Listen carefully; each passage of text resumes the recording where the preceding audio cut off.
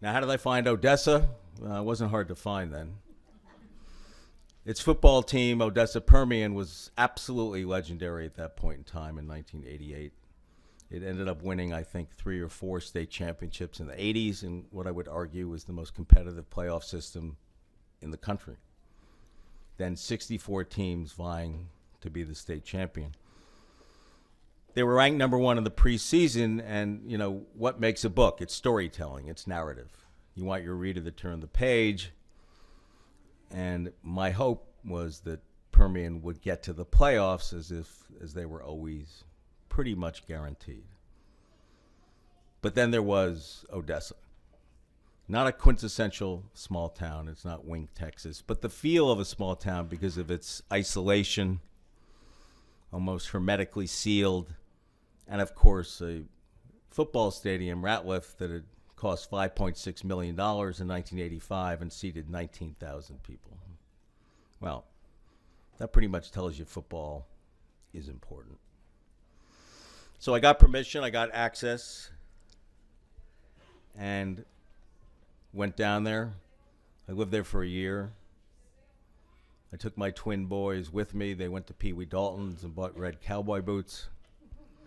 I knew that the worst thing I could do was to look like a Texan, so I stayed away from bow ties and bolo ties and cowboy boots and wore to the first practice. I think I had a tweed jacket and penny loafers in 99-degree Texas, West Texas heat. I looked like an idiot, basically. And the kids kind of looked at me and said, who is this guy and what is he really doing? And then they forgot him at me because they were practicing. I found incredible, beautiful power in those Friday night lights. A spectacle unlike anything I've seen, more exciting than NFL and AFL championship games, which I had seen. The band, the cheerleaders, the pageantry, the crying, the laughing, the incredible importance. That stadium, I don't know how many have seen it, was sort of like this incredible rocket ship landing on the moonscape of West Texas, the flatness, the wind running across. It was spectacular. But it was too spectacular because those lights were really too bright, as they are at many places. I feel firmly that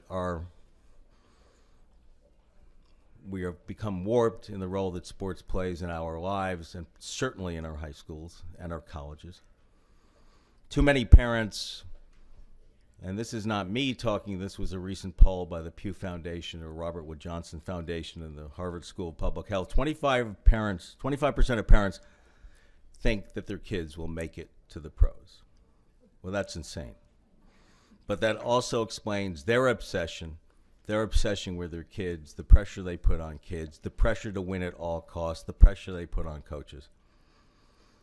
To the degree at too many places, academics is simply an obstacle to be overcome, to be gotten around, to find a loophole.